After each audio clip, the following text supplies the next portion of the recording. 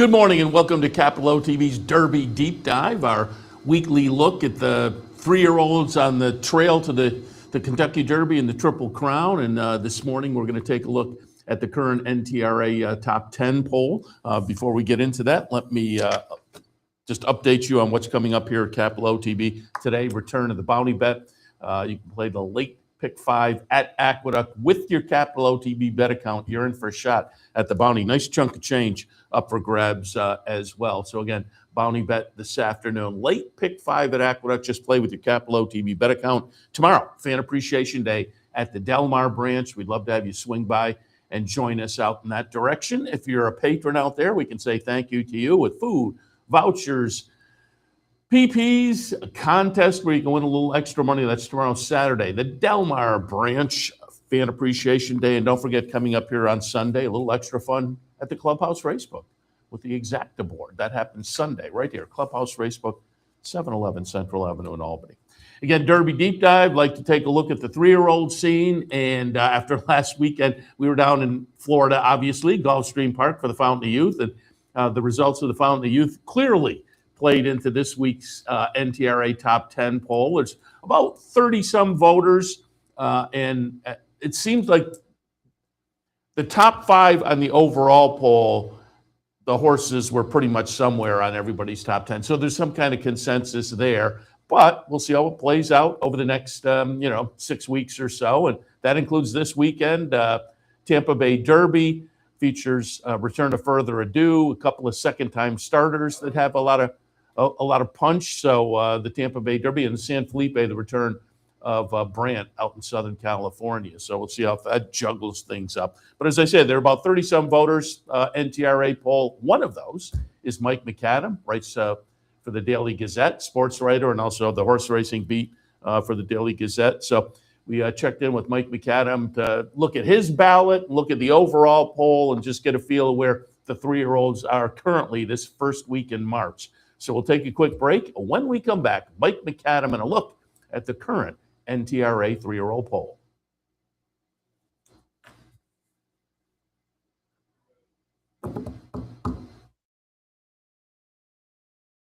Come out and enjoy the world's best horses, trainers, and jockeys as they compete over the Hallandale Beach Oval all season long. Take your experience up a notch and join us in 10 Palms Restaurant with unbeatable track views, outstanding dining, and convenient wagering options. For reservations, event schedules, tickets, and more, head to GulfstreamPark.com. If you don't have a Capital OTB account yet, now is the time to log on and take advantage of the sign-up bonus. More details at CapitalOTB.com. Become a Capital OTB account member now and enjoy free past performances, wagering from any device, live streaming, racing info, contests, promotion and events, and more. So sign up now and take advantage of the new account bonus. Details at CapitalOTB.com. Want to get your career in horse racing off to a fast start? Well, the University of Arizona's Racetrack Industry Program is your winning ticket. The Racetrack Industry Program has served as a springboard to some of the industry's most successful individuals, with a proven track record of job placement right out of college.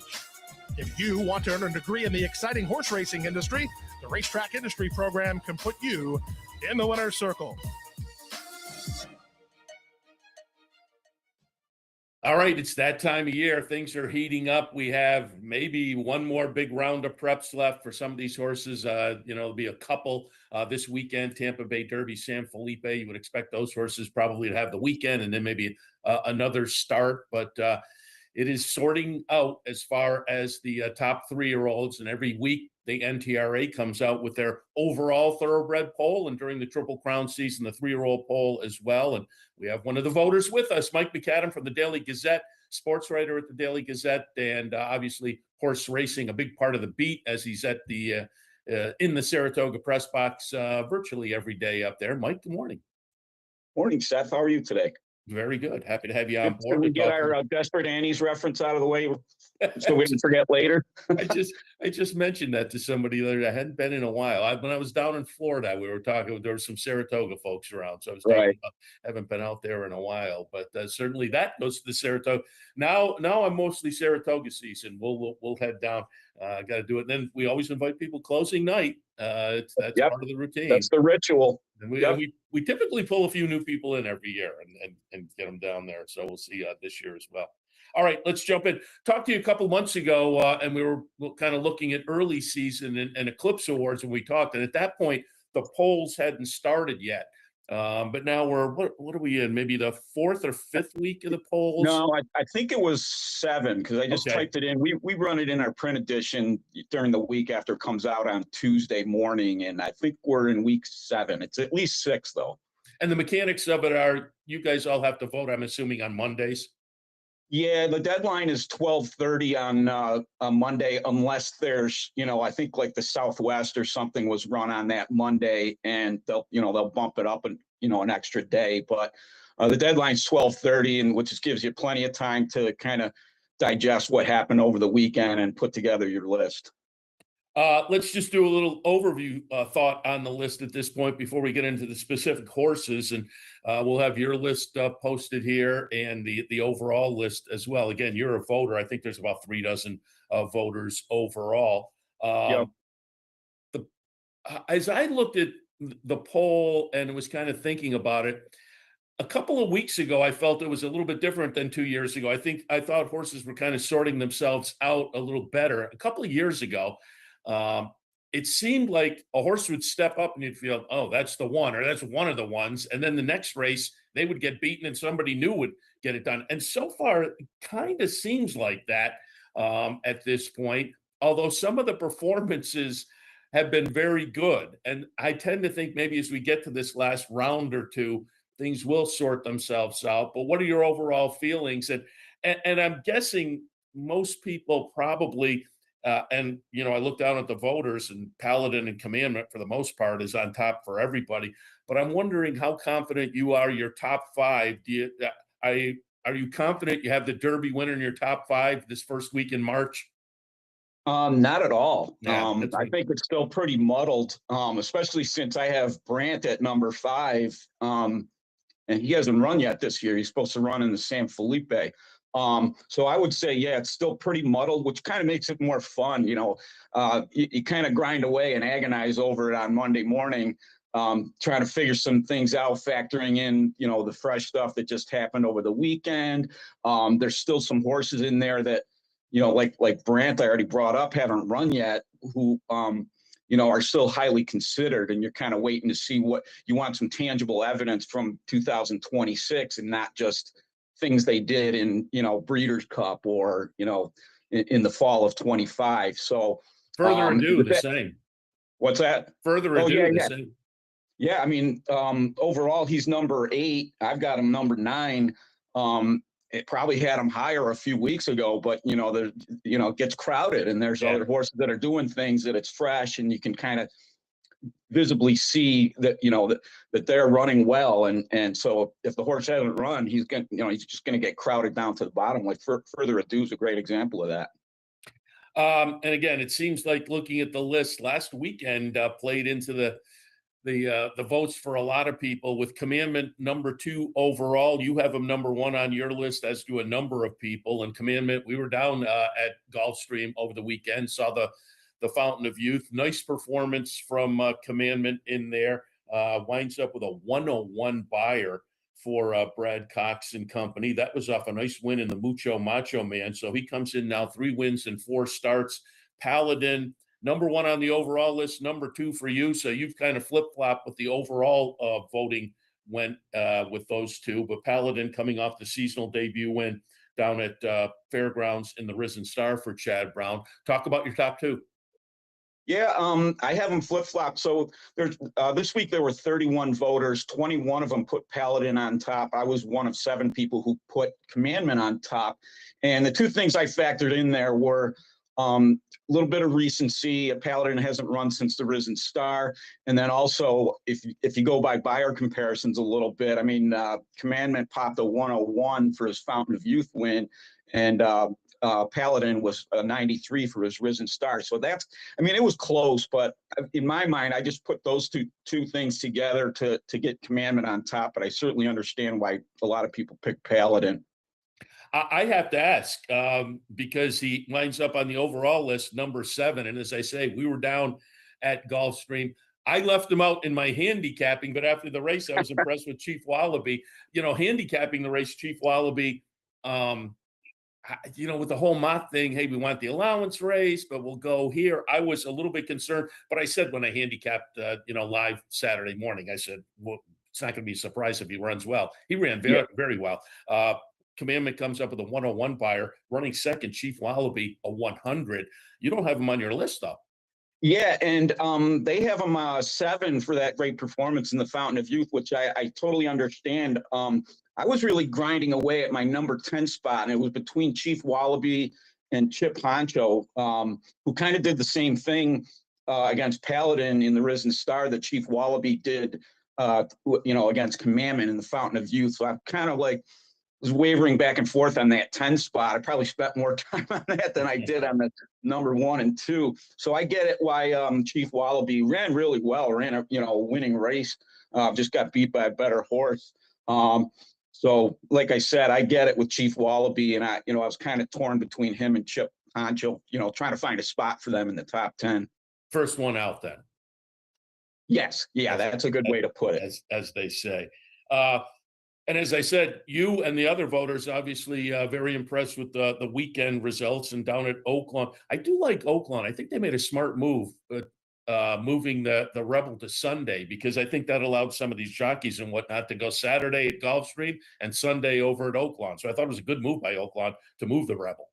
And for us people watching those races and betting on them and stuff like that, you can kind of like, what I do, my routine every weekend is I look at all the stakes that are on the schedule and I kind of write them down on a sheet of paper with their post times, just so I can kind of, play air traffic controller a little bit with all the stuff that's going on. If anytime they can slide one of those biggies to Sunday, I'm good with that, because it just makes that Saturday less crowded.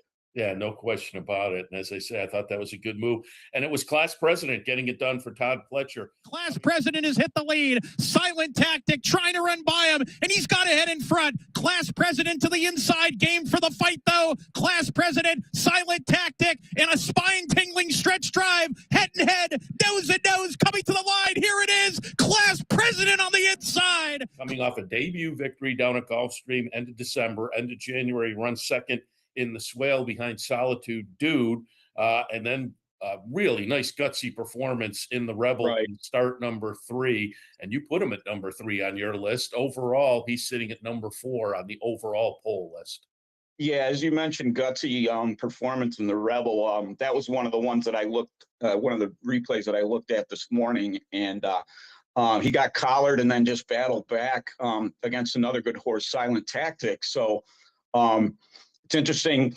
Class President, Silent Tactic are 3-4 for me, and on the overall poll, it's 4-5. So I think a lot of people were looking at that Rebel in similar fashion, and based on how those two horses are positioned on the list. Also on the weekend, we had the Gotham in New York, and I think folks were kind of, I don't know whether this field is going to produce much to keep our eyes on, but Iron Honor gets it done and does it with a 90 buyer. Pretty good performance for Iron Honor, and with the connections, Chad Brown and company in there. Iron Honor moves on to the overall poll, sitting tied in 9th with Brandt, and you had Iron Honor on your list as well. Yeah, I had him number 6. I just thought it was kind of a gutsy performance, outdueling Crown the Buckeye a little bit. 6 might be a little hot, a little too high for him in retrospect. The overall poll is a classic case where he's tied with Brandt for 9th. So that shows you recency, recent performance on the one hand, and then Brandt, we're still waiting, but still, have a lot of respect for his talent. So it's kind of interesting that 2 horses with totally different profiles are tied on the overall list. So it's just kind of one of those things where if a horse runs well and there's a little bit of recency to it, he's going to get an extra look. Yeah, I mean, it's Chad Brown and company. Again, only Chad the second Brown. career start, a couple of decent numbers. It was, as I say, look, going into the race, it was kind of like, how strong is this field? Yeah. He comes out with a little bit of buzz, at least. Again, with only the 2 starts and with the connections, have to pay attention to that one a little bit. Let's And the 90 buyer had a little bit of a factor too for me. Yeah, that very good number, certainly. Let's hit on some of the others on your list. Number 7, a horse that, again, as I say, nobody's really strung 2 together at this point, other than you talk about some that have started like a Paladin, started the season off a 2-year-old win last year. So strung a couple together, ended the 2-year-old season, beginning of the 3-year-old season. Mm-hmm. But one of those who can string a couple together and is going to take a lot of action, certainly Nearly, coming out of a win in the Holy Bull. That was win number 3 and start number 4, but it was only stakes victory on the resume. But it was pretty good looking stakes victory, a 98 buyer in the win in the Holy Bull. You have Nearly at number 7 on your list. Yeah, and the overall poll has Nearly at 3rd, with one voter actually picked him on top. So somebody's really in love with this horse. Again, he hasn't run since January 31st. I know it was an impressive performance, but maybe if he came back in the Fountain of Youth and crushed it there, then, he'd probably be number 1 right now. So I'm kind of waiting for that next one. In a little bit of wait and see position with Nearly, but somebody likes him a lot and they've got him first, and everybody likes him a little bit if he's in 3rd place overall. Yeah, and again, it's connections also. Yeah. Fletcher for Centennial, who they've had a nice resurgence the past couple of seasons. Sure have. Renegade is on your list at number 8 overall. Renegade 6 at number 6 on the list. He comes out of the win in the Sam Davis. That was, I thought, impressive, and it was the 93 buyer figure. And again, it's Todd Pletcher, so likely will continue to run well on the trail, but it is early, and he's running well so far, as I say, on your list, number 8. Yeah, and Nearly and Renegade are kind of in the same category as far as their last race was pretty impressive, but their last race was also a while ago too. So Sam Davis obviously wasn't that long ago, but I think Renegade, visually impressive in his race, had a lot to do with it too. There's a little bit of art to, picking these votes. There's a little bit of science, and you kind of mix them together. And if a horse just looked good against a graded stakes field, you can kind of compare performances that way and not just rely on the speed figures. So I think Renegade falls in that category of how he did it, kind of swayed people in how he's positioned on the list. And again, you had on your list, you had Brandt sitting at number 5. He will run in the San Felipe, his seasonal debut. So folks, I think, are very interested to see that situation. Again, the naming of the horse, and they paid $3 million. We'll see what his comeback is like. The first 2 starts of the career, including the Del Mar Futurity, were nice wins. And then in the 3rd start of the career, 3rd behind Ted Noffey in the Breeders' Cup Juvenile. Now we'll make the comeback, San Felipe, on Saturday. What are your expectations? Brandt is even money on the morning line. He's running against 6 horses. I think So Happy and Potente, if I'm pronouncing that correctly, could give him a little bit of a run, but it might be a typical California Baffert, clobbering the field, and maybe hard to determine how good he is just based on the field. I don't want to, insult the rest of the horses in here, but it will be interesting to see. And then we got the Tampa Bay Derby going on this weekend with, looks like a little deeper field there.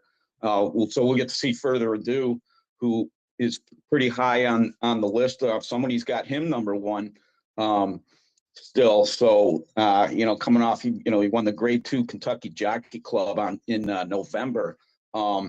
So it'll be, it's kind of, we got 2 races with horses that are going to be favored, that this will be sort of like the money shot of how good they are. And we'll see what they do after this, as far as, sneaking in another, prep before we get to the first Saturday in May. The Tampa Bay Derby and further ado, very interesting. Not just further ado, but the rest of the field in there as well. But further ado, talked to Jeremy Plonk fairly early in the year, and he does the countdown to the crown package. And at that point, I think he had further ado 1 or 2, but he noted, boy, the horse hasn't worked in a long time at that point. And I think it was the next week or 2 weeks later, I had Brad Cox on, and he said, yeah, you know, he had a little setback in Kentucky at the end of the season, didn't get to Florida as soon as we would have liked. But at that point, he either had just worked the day before or was going to work the day after. And sure enough, at Payson, he's now had a series of works. But it'll be the seasonal debut. It's the first week in March. So he's very interesting. But then you toss in a couple others. Power Shift, who ran second in the debut behind Emerging Market. But that was a maiden race at Tampa that got a lot of buzz. So the Pletcher Rapoli runner, Power Shift, is interesting. And Canaletto for Chad Brown, I think, is very interesting off the maiden victory over at Gulfstream that put him in the thick of the conversation as well. I'm looking forward to the Tampa Bay Derby.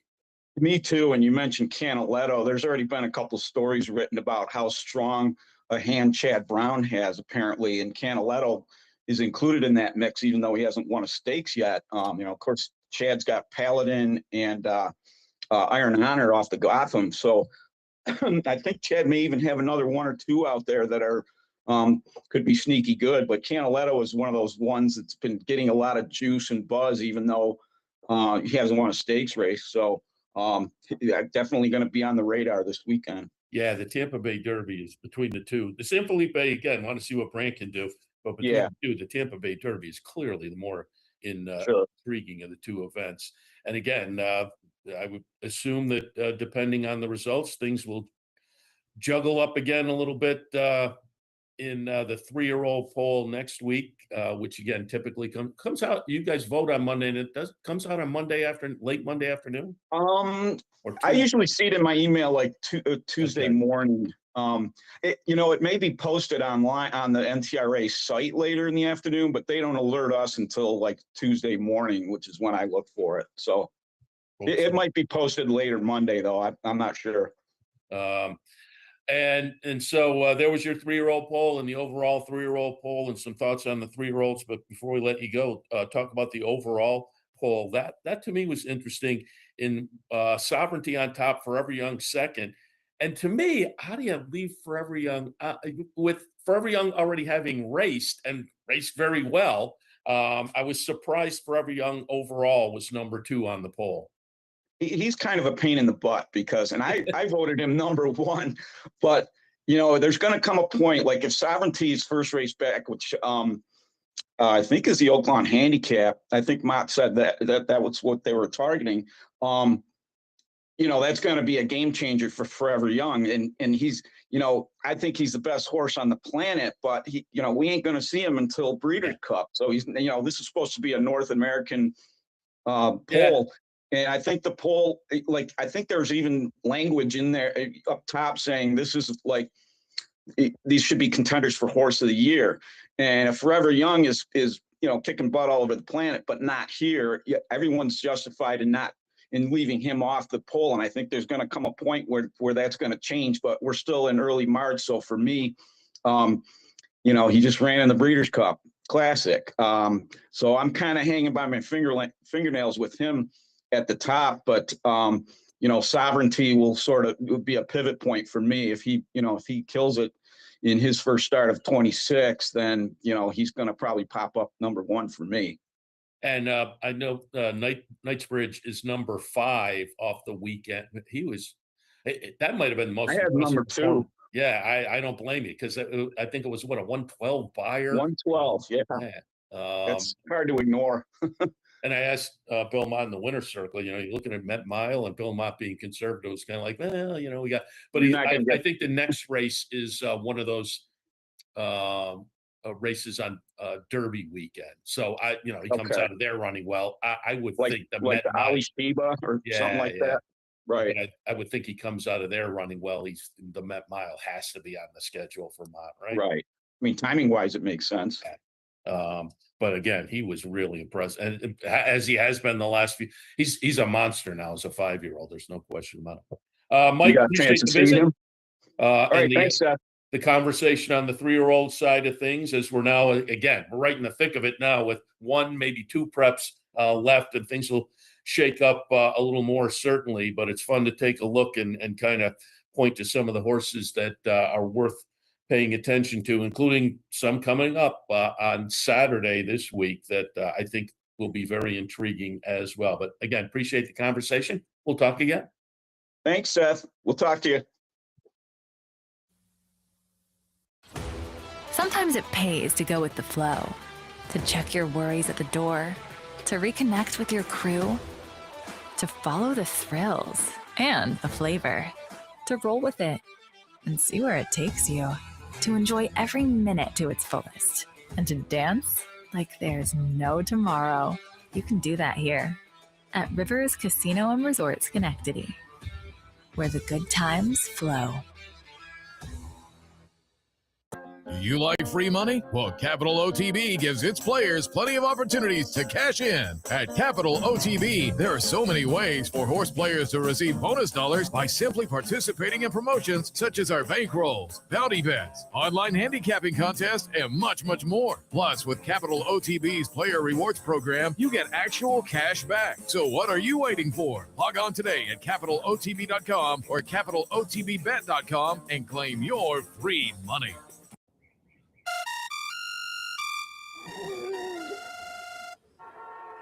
Come on. I want sales reports on my desk by Monday. Whoops. My bad. Love racing? RTN brings you every live simulcast on your home television, plus live video streaming and race replays on your PC and mobile devices. To order, visit RTN.tv. RTN, a breed apart. Should have my microphone on. Thanks to Mike MacAdam for joining us. Again, NTRA poll voter. And as I said earlier, I think the top 5 are after, what we've seen so far in the first 2 months of the year are set and appear on most of the voters' lists. Maybe the next 5 are a little less convincing. And as I said with Mike, I don't know whether even though, again, there are strong feelings about maybe those top 5 at this point, I don't know whether you can feel like, the Derby winner is in that mix because there is still, 6 weeks to go, and I don't know whether anybody has really stamped themselves. Now we'll see this weekend, Further Ado and Brant come back from very good 2-year-old seasons in the Tampa Bay Derby and the San Felipe, and they may leap to the front of people's minds with performances, and Canaletto and Power Shift also interesting in the second starts of their career down at Tampa. So we'll see how it works out. Now, last weekend, again, we talked about it with Mike. Last weekend's results clearly played into the voting with Commandment. Chief Wallaby putting on good performances in the Fountain of Youth and Class President in Arkansas. We were down at Gulfstream for the Fountain of Youth and the undercard. Great racing last weekend. And I popped into the winner's circle all day for stakes races on Saturday. Put those interviews together, the winner's circle interviews together for our Sunday recap show. But for folks who maybe didn't catch that, I thought we'd pull up the interviews I did with Irad Ortiz and Brad Cox after Commandment won the Fountain of Youth. So up next, we'll get some post-race comments right after the race in the winner's circle, the connections of Commandment, winner of the Fountain of Youth. They reach the first finish line, top of the stretch mark. On the outside, Chief Wallaby lays down the challenge to Solitude Dude. Commandment with a big opening toward the rail. The Red Sea parts for Commandment, and he's charging after Chief Wallaby to the first finish line. Commandment on the inside, Chief Wallaby to the outside. Commandment with the momentum. Chief Wallaby makes him earn it. Commandment, Chief Wallaby. Commandment wins the Fountain of Youth. It's Commandment for the money narrowly over Chief Wallaby second, Solitude Dude third, then Bravaro and fifth for the high five, Napoleon Solo, 143-1. Were you concerned where you were in the track, the inside, the way it's playing? This horse, he gives you some confidence. He don't mind inside or outside, so that's pretty good about him. He's a young horse, but he have a great mind. So he broke so well. I was able to get a beautiful position right behind the speed, leader off the rail, and I just hold it. hold it. Going by the fire pole, I feel like Alvarado's horse make a really nice move, cruising. He was outside of me, so I want to go there, but he looked like he has a lot of horse, so I just stay where I was and buy my time. 3-8 pole, I start working on it, and the horse give me a good feel. He jumped on the bridle. I said, all right, so let's wait until something's open up. And finally, I got the space to go inside, and I go for it, and the horse responded very, very well. How do you respond when the Mott horse came up? Great. Honestly, he kind of like make the lead, and then he can start looking a little bit. So when he feel the company, make him like, keep going. I feel like I have some horse. So, he's a young horse. He's still learning. So, he look pretty nice. He do everything so good. So, I wish the best for him. I mean, I thought he was getting a good trip. Turned for home. It looked like Alred obviously put him in a great spot. Inside path and finished up well. Had to fight to win, and he galloped out well again. Alred said he kind of has him to gallop out past the second wire, and he had plenty of horse. So, he had passed the 2-turn test. Now mile and 16th to mile and 8th. So whether it be the Florida Derby or the Bluegrass, we'll talk it over with Case Clay, the locked-on team, and come up with the game plan. 2 for 2 here, though. So. Yeah, no, it's the logical spot, but I just want to make sure he comes out of it in good order, and we don't feel like we need another week or something with him. You always just from a trainer's put the trainer hat on, but yeah, that's where we are. Inside hasn't been like the best spot here. No, tell me about it. I know all about it. Yeah. Were you worried when he was down in there a little bit? When they turned for home, I thought about it, but I thought he was moving well enough, and I thought we had Safi's colt measured. Mm-hmm. But then I also saw Bill's horse on the outside. I thought, well, he's the better part of the track, or as a rule, the better part of the track. But it looked like we were getting to him, and he had runs, so he responded. Before, during the race, did he show you anything that you hadn't seen before? No, it was very similar behavior to the Mucho Macho Man, kind of pranced through the paddock tunnel. Once he got into the saddling area, took a deep breath, chilled out, didn't get hot. Feeling good, but not over the top. Everything's positive. We actually left the halter and shank on him until we got to the track, and he presented himself very, very well. Very classic. So there were the comments from Irad and Brad Cox right after Commandment won the Fountain of Youth. So he's obviously, you could see from that NTRA list we showed earlier, he's obviously on a lot of people's minds. But Chief Wallaby ran very well, only the second career start. And, Bill Mott was saying before the race that he wanted to get an allowance. That didn't fill, and so winds up in there. But he stamped himself as a player also. So the first two finishers come out. I like Napoleon Solo. I thought at the top of the stretch we were in a good spot. Winds up fifth. That was a little bit disappointing, certainly. But again, that was off a long layup. We'll see what comes up next for him. And also, as noted, tomorrow, Tampa Bay Derby and the San Felipe have the opportunity to add some new names to the conversation as it stands right now, first week in March. But further ado, coming back, Brandt coming back, and Power Shift and Canaletto looking as solid contenders, like Chief Wallaby, second start of their careers, but they both came out of the first start of the career with a lot of buzz. So we'll see how it all works out in the 3-year-old races this weekend. As again, we have about 4 to 6 weeks of major preps playing out before we head to the first Saturday in May. So that was this week's Derby Deep Dive. Seth Merrow in the studio. As always, thanks for joining us. Don't forget, if you ever miss an episode, you can catch us on our Capital OTB YouTube channel. But otherwise, we're 10 a.m. every Friday with Derby Deep Dive. So again, thanks for joining us. See you next time.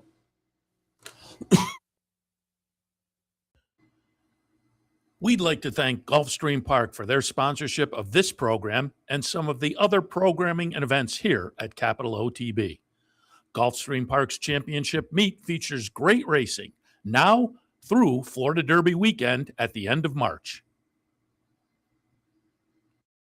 You're watching OTB TV, a service of Capital Off-Track Betting.